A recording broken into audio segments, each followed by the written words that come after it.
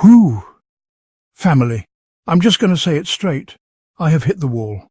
I'm at my limit with these palace games, these royal leaks, these staged media campaigns that serve no purpose other than to tear down Prince Harry and Meghan Markle. It's been years of this. And still they come harder, pettier and louder every single time Harry so much as breathes in public. And this latest outburst over Harry's BBC interview, it's like watching a tantrum in slow motion, and not even a smart one. All these courtiers, aides and so-called royal insiders running to every microphone and tabloid they can find to scream, "How dare Harry speak? How dare he talk about his life, his experiences, his trauma, his truth?" The hypocrisy is absolutely wild. They don't want Harry to be silent. No, they want him invisible. They want Meghan erased. They want them both to just disappear because their very existence reminds the world that this royal institution isn't some fairy tale castle filled with dignity and grace. It's a machine. A cold, transactional, self-serving machine that chews people up and expects them to smile through the pain. King Charles, bless his ancient heart, is apparently losing sleep over Harry's interview. His courtiers are calling it his new worry stone, like this is some royal tragedy, not the loss of a child's safety. Not the fact that Harry and Meghan had to flee their home with a newborn because Charles pulled their security with no warning. No, the tragedy here, according to these clowns, is that Harry spoke. Let's be clear about what Harry said. He told the truth. He said, "My father yanked our security, and that decision placed his family in danger." And it did. That's not drama, that's facts. So now the royal family and their lapdog press are foaming at the mouth, throwing around phrases like whiny Harry and blackballed and trust issues. Let me ask you something. When has the royal family ever shown they were worthy of trust? Because Harry and Meghan had every reason to stop trusting them a long time ago. These people are acting like they're victims in all of this, as if they were the ones chased out of their country, hounded by racist media, betrayed by their own families. And then there's page 6. Lord have mercy. They really tried it with this one, running an exclusive full of anonymous sources saying Harry is being blackballed because nobody trusts him or Meghan. One line even says, maybe there's room for forgiveness, but they won't forget. Forgiveness? Forgiveness for what? Forgiveness. For surviving? For speaking out? For daring to live outside the shadow of a royal system that treated them like pawns? They don't trust Harry? Please. Harry is the one who should have stopped trusting them the moment they left him and his pregnant wife without security in a country they didn't know. The moment they allowed the media to brutalise Meghan daily while standing silent. The moment the firm chose optics over protection again and again.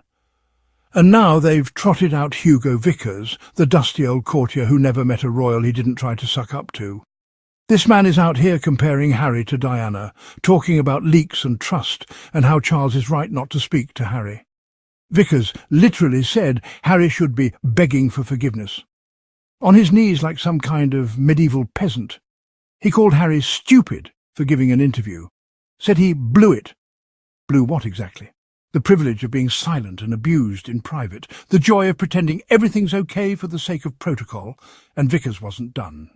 He even said Diana was a leaker, that Prince Philip told her not to share things, and that he, Hugo, saw a letter about it while visiting the palace. Do you all hear that?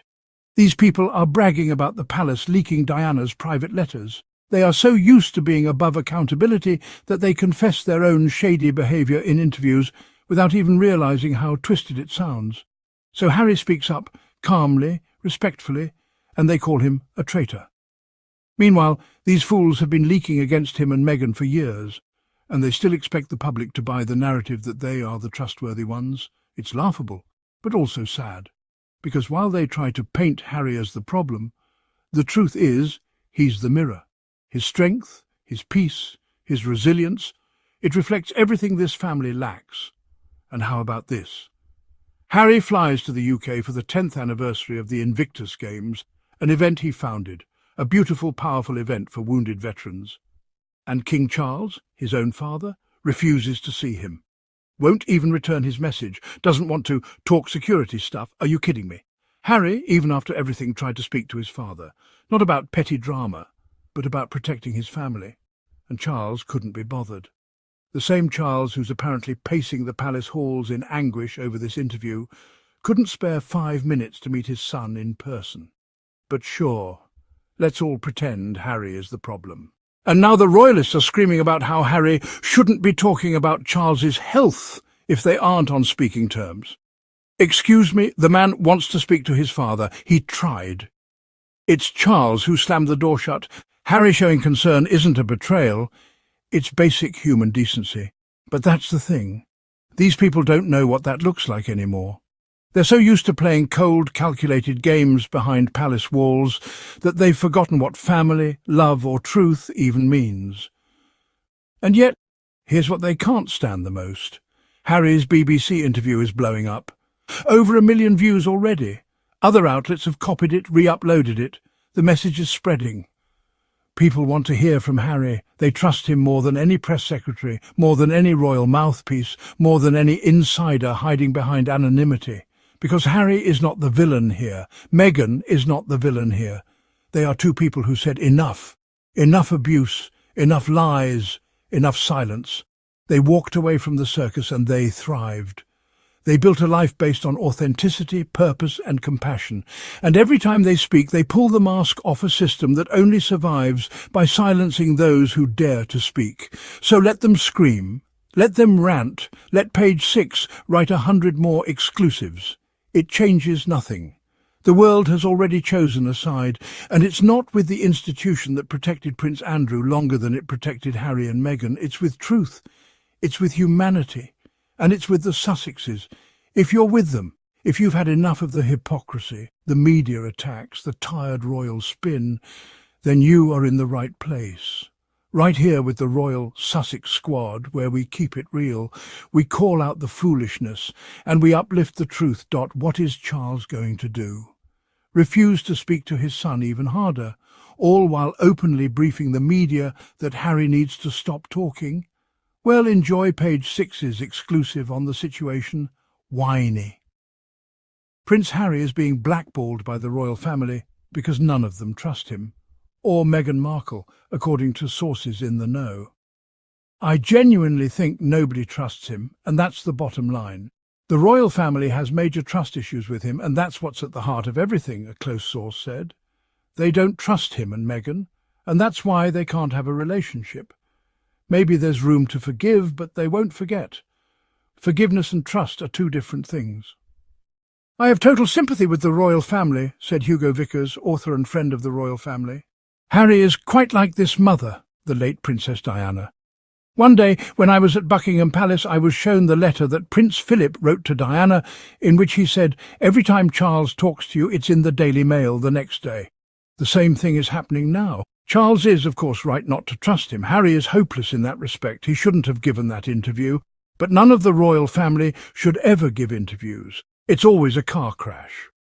Page 6 is also told that King Charles refused to see his youngest son when Harry jetted over to the UK for the Invictus Games' 10th anniversary celebrations in April 2024. Harry messaged Charles and he never heard back. He wanted to talk to his dad about security stuff then, but his dad wouldn't speak to him. The close source detailed. He really felt like his dad could overturn things.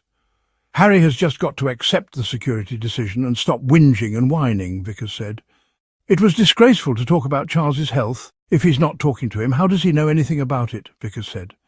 Vickers added that Harry should be begging his father for forgiveness, and it should be done quietly, not on TV.